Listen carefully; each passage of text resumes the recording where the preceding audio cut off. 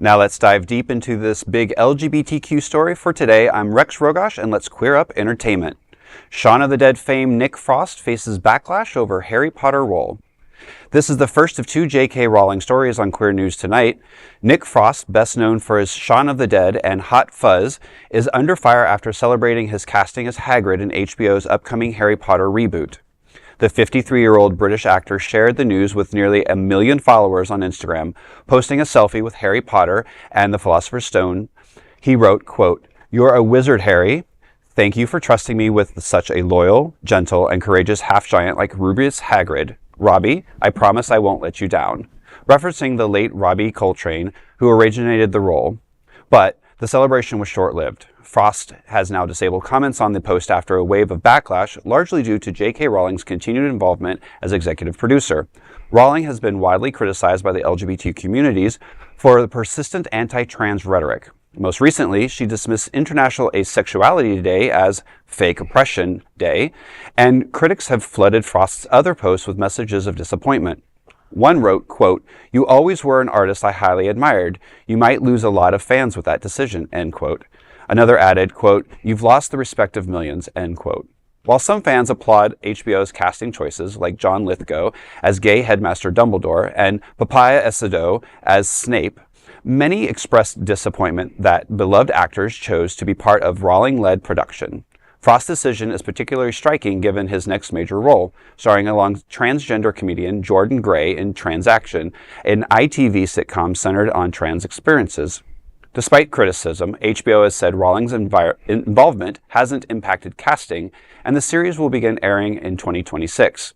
Each of Rowling's 7 novels will be adapted into its own season over a planned 10-year run. So I'm conflicted. I vehemently disagree with J.K. Rowling and all of her rhetoric. And she's just, talking out the side of her head. However, this is a business decision by an organization, HBO, to capitalize on the success of the Harry Potter regime. We've got, Universal with all of their theme parks, and I don't see any of the gays not going to Epic Universe recently, or any of the Universal and going to the Harry Potter. So it's like we can't pick and choose who we're going to be mad at for doing something and then turn around and go buy all the merchandise, because J.K. Rowling gets parts of all of that.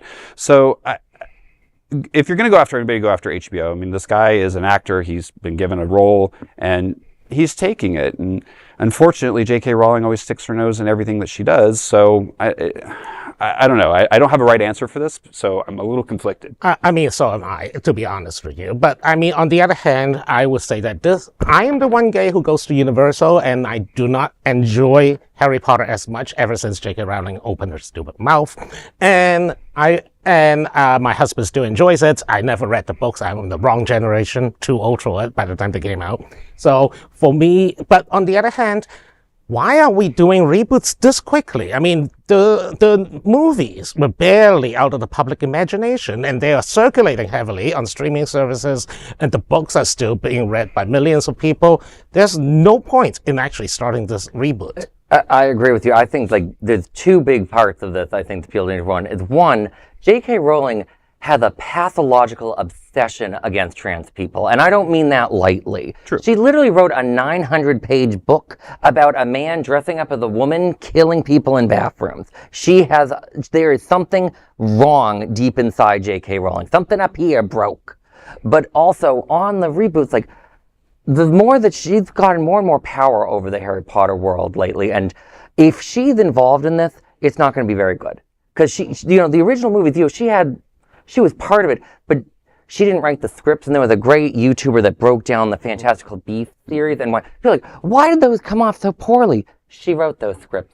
She can't write for a movie, and I doubt she can write for TV. I think there's going to be like that Rings of Power thing, where it's a reboot that doesn't make sense. All the actors are going to look like cheap copies of the real ones. You really think that guy's going to be like Robbie Coltrane? No. Do you think someone's going to be able to do what Maggie Smith was able to do? No. And that's what that show's going to be. And also back to the casting question. Why are we casting John Lithgow, who is a straight man, to play a gay character? If you're going to be progressive about it, find an old gay man. I'm pretty sure there are plenty available. How many of them are going to work with J.K. Rowling? I think that's Ian McKellen might slap with his staff, like the Gandalf staff. I don't think you do. Again, though, I mean, I think back to the point of, people are mad at the actors for taking roles. I mean, that's their job. Mm-hmm. I hate to say that. I mean, yes, money is going back to her, so that's another conversation. But hate mail doesn't solve the issue, and it's better to go to him and say, "Hey, why did you take this?" Knowing what is wrong, and if you are friends of the LGBTQ community, how can you do this and still be part of her? I think that, again, have the question. And again, the fandom goes straight to the hate mail, and I just think that that's counterproductive. Fandom culture has always been a little toxic. It is now even more toxic. It's even more toxic, yeah. And again, I go back to what I said before. We have bigger problems in this world right now, and doing a story where the Harry Potter is rebooted in a different format, if that the franchise at Universal continues to grow, people are going to go, that's already established, the movies are out there. I don't love it because of her, but every time I go up to New York and see my family, they usually pop in one of Harry Potter's. It's on their TV all the time, and they're always watching it. So as much as I disagree with J.K. Rowling's, I think back to why you're rebooting this, and I honestly, they have a 10-year plan. I don't see it making it one season because I don't think they're going to get, not because of the LGBT portion of it, just because of the fact that this, going back to this franchise, is still new. Harry Potter has been out there, and it probably is more than a decade, but it's still fresh enough in our minds that trying to replace Hagrid with a new character is just not gonna. It's just not gonna play.